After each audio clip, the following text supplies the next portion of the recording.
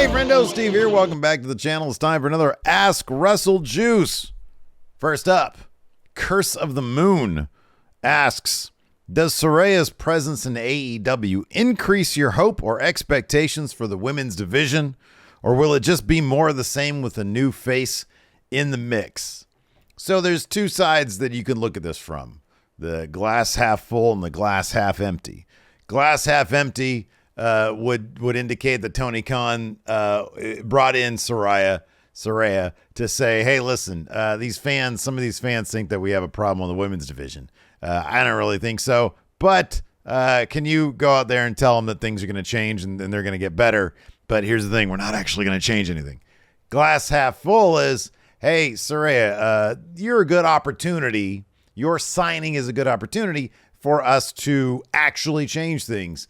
Multiple women's matches per Dynamite, a longer amount of time devoted to the women's division. Unfortunately, given that Tony Khan's comments in the past have seemed to indicate that he always gives the same reason why he doesn't feature the women more, because he doesn't feel there's enough time in an episode of Dynamite to devote to more than one women's match. I don't think it's going to happen. I hope it does. I hope I'm proven wrong. But given that, it's funny, when she showed up on Dynamite, it was sort of at the same time in the episode that most women's segments happen. They devoted about 20 minutes in total between the match and the actual segment that preceded it. The segment was kind of clunky, but, whatever. That's what happens when you don't have scripted promos. Tony seems to not be able to see the writing on the wall right now when it comes to Jamie Hayter. She's like the most popular person in the division, and he's not really recognizing that. They really should have gone all in on her story with Britt Baker. Instead, she just sort of fell in line there. Hopefully they'll revisit that. But yeah, I hope that there's change. I hope that they put a renewed emphasis on the women's division. Again, I'll believe it when I see it. But I hope so. I like to be positive about things, but I'll believe it when I see it. I Like Movies says, when the White Rabbit finally debuts, how do you think he should be presented? Would you like to see him have the same exposure / presence on the shows that The Fiend had, or have him be a special attraction and have the person behind the mask do the heavy lifting as far as appearing on weekly television goes?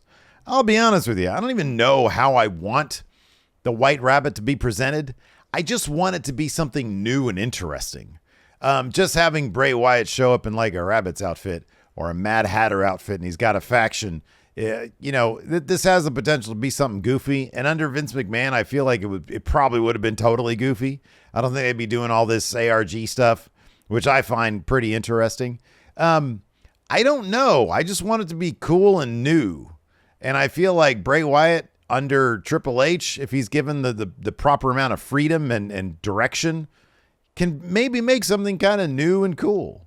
But I don't know what that, I don't know what that is. I want them to surprise me. I honestly don't. Like if I was given the book, I wouldn't know what to do. I don't know. Come out to that, I'll be honest with you, just come out to that Jefferson Airplane song. That's all you got to do. The rest is sort of works itself out. I don't know. Let's see here. The JM Domingo. Which jobber / lower card guy from wrestling history would you unironically have booked to win a major world title during their time? He talks about Santino. So this is probably like a cheat answer, but Jericho in WCW. Like Jericho was always booked. He wasn't like a low card guy, but like on most pay-per-views, his matches wouldn't be like if he was on a pay-per-view, his matches would usually, I think, be sort of further down, lower the card. He never got into like I don't think he ever won the TV or the US title in WCW. I could be wrong about that. I know he won the Cruiserweight title there, but I feel like, obviously WWE poached him, but I really would love to have seen Jericho go up against Hulk Hogan, have a real feud with with Goldberg, that kind of stuff. Seeing Jericho stay in WCW would have been kind of cool. But obviously he did huge, amazing work in WWE, and he is now AEW's ace. So yeah, things worked out okay for that Chris Jericho. Mealer the Dealer says, which tag team do you think will take out the Usos? Sami Zayn and Kevin Owens. I think that's how it's going to go. Makes all the sense in the world. Makes a lot of sense. Mr. Jones, do you ever see brand exclusive pay-per-views returning? Would you like them to? I wasn't a huge fan of how they did them before. I don't feel like they need to do them now. Because then you got, I don't know. On one hand, you had Raw pay-per-views every 2 months and SmackDown pay-per-views every 2 months. Although, didn't each brand have its own monthly pay-per-view? Yeah, I don't like that at all. No, I think the brand should have pay-per-views that run together, and you keep them at between 6 and 8 matches, and that means all those matches are special. John Robb says, do you think Triple H will revamp the pay-per-view cycle next year, getting rid of gimmick pay-per-views and going for more traditional names like Unforgiven / No Mercy? It remains to be seen. I don't think we have any evidence either way. The only evidence we have right now is that he's loading Extreme Rules with matches befitting the name Extreme Rules.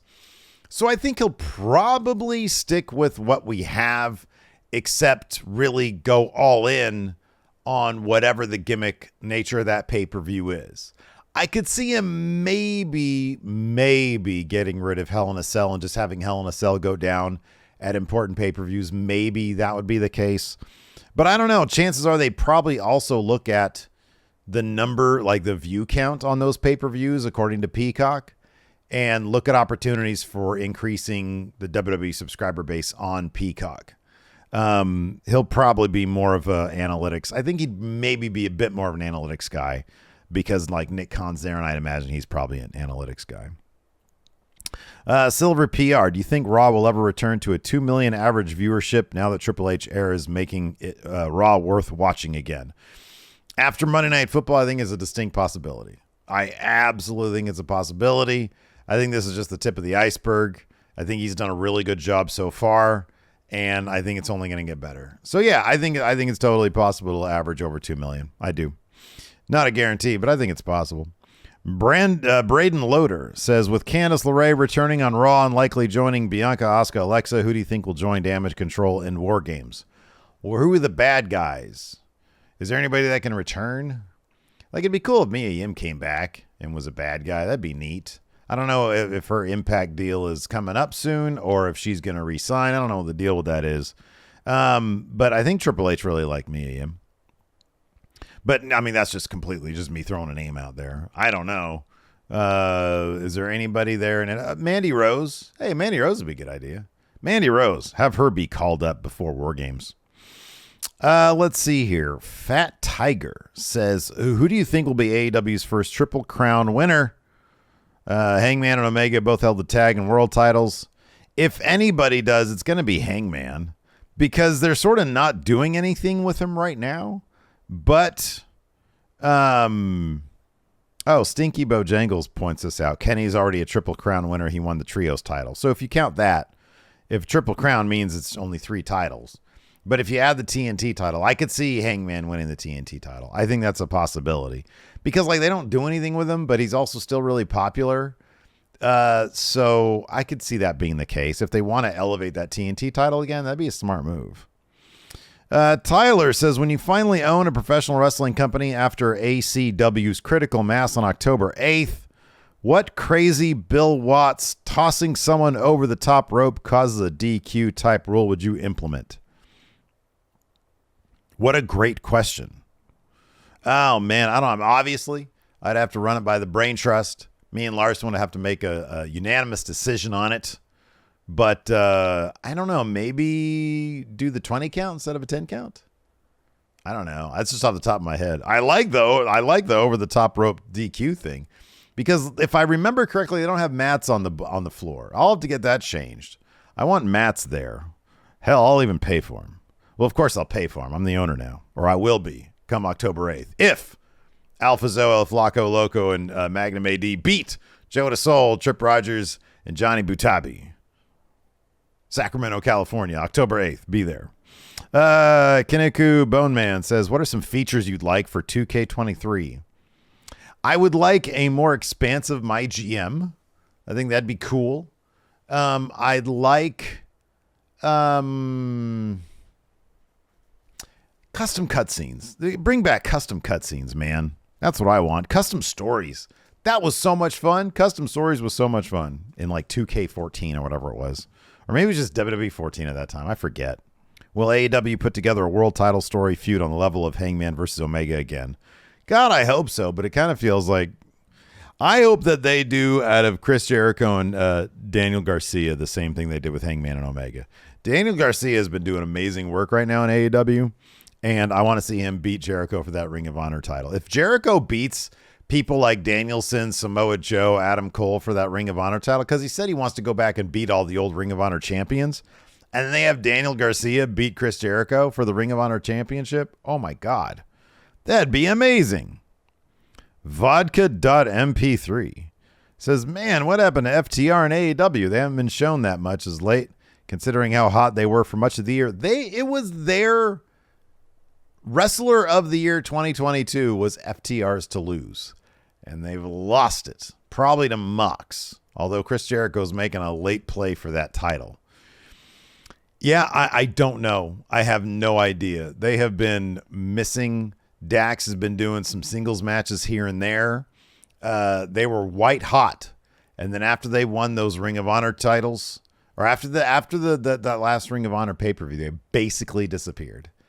And I don't know if it has something to do with AEW management finding themselves in a pickle, because if you put those AEW tag titles on them, and another one of those companies wants FTR to drop those titles, then that presents a problem, because then you have to have your AEW tag champions lose to somebody else before losing their AEW tag titles. And that's never a good look. So I don't know. I really don't know. Maybe that's the situation. They just sort of got stuck in creative limbo because of that. But it's kind of bizarre that you have like wrestling's hottest tag team, at least not in the WWE, and you just sort of don't do anything with them. It is weird. Let's see here. Johnny Burney says, do you think Saraya is going to be wrestling, or will it be a GM role? I think it's going to be a GM role until she gets cleared. When she gets cleared, I think she's going to wrestle. If she gets cleared. If she doesn't get cleared, she'll just stay in a GM role. Some guy says, will we see a Jeff Hardy return to AEW? They've teased it. Matt Hardy teased it. I think he talked about it on something. Will it be as a Hardy Boy or something a bit more broken? I hope it's anything but the extreme stuff. I'm tired. I don't need to see him jumping off ladders. I get the feeling it's not healthy for him. That's just my own speculation. I don't need to see him jump off ladders anymore. Y'all like to see that? Cool. I don't. The Spectrum says, who do you see winning the AEW Trios titles off Death Triangle? It should be Best Friends. It should totally be Best Friends. Julie Edelstein says, how much longer do you see Roman Reigns holding both titles? So right now, the rumors are WWE wants the titles to be split before WrestleMania. At the very latest, I think Roman Reigns is going to lose that title at WrestleMania. I think they're going to have him do nights 1 and 2. The first night to be against The Rock, just like this last year. The first night was Stone Cold Steve Austin versus Kevin Owens. Second night's going to be against the person that's going to take it off him. That's my guess, because that's a big, big deal. So if it's not WrestleMania, it's probably going to be shortly after that. So yeah, that's what I think. But I think if the reports are true, then they're going to split the titles before WrestleMania. I think it's a bad idea. But I guess that's what they're going to do. They should do WrestleMania. He's got both titles. Then you split the titles afterwards through the draft. Eddie says, since the rumor, the new title belt design coming soon to WWE, what is your Mount Rushmore for title belt design of all time? Winged Eagle, the IWGP heavyweight title, the one before the one that's out now. I'd go with the White Strap Intercontinental Championship, the one Cody had, and that was like in 89, 90, something like that. And then I'd go with Daniel Bryan's sustainable WWE title. That was a beautiful championship. That was an absolutely beautiful championship. Archer asks, after the Saudi deal is up, do you think Triple H will end it there or keep it going longer? So I don't think Triple H has much to say about that. I think that's probably more of a Stephanie/Nick Khan thing. And I think that they are able to frame it such that, hey, we've been enacting change in Saudi Arabia. So barring something big happening in Saudi Arabia, like, the government doing something completely and totally out of pocket, I think they'll probably renew it if Saudi Arabia wants to renew it. It brings in a lot of money, and they have the PR cover of saying, "Oh no, we're making change over there," even if that claim is dubious at best. All right, that's going to do it for today's Ask Wrestle Juice. Thank you so much, everybody. Got some content coming up this weekend. Also, if you're a fan of Steve Thunder, over at mfshophere.com, got the new Steve Thunder shirt sticker pack. On the front, on the little lapel right here, you got Steve Thunder's head. And on the back, you got this can of peaches right here. Anybody want some peaches? So we got that. And along with it, you get a sticker and a postcard. There he is. Look at that guy. Who doesn't want this? There's mfshophere.com. If you want it, it's there. If not, no big deal. Thanks for watching, everybody. Check out this video. We'll see you over there. And here is my dog. Hey, what's this? Here, Chip. Watch. I'll do it. What's this?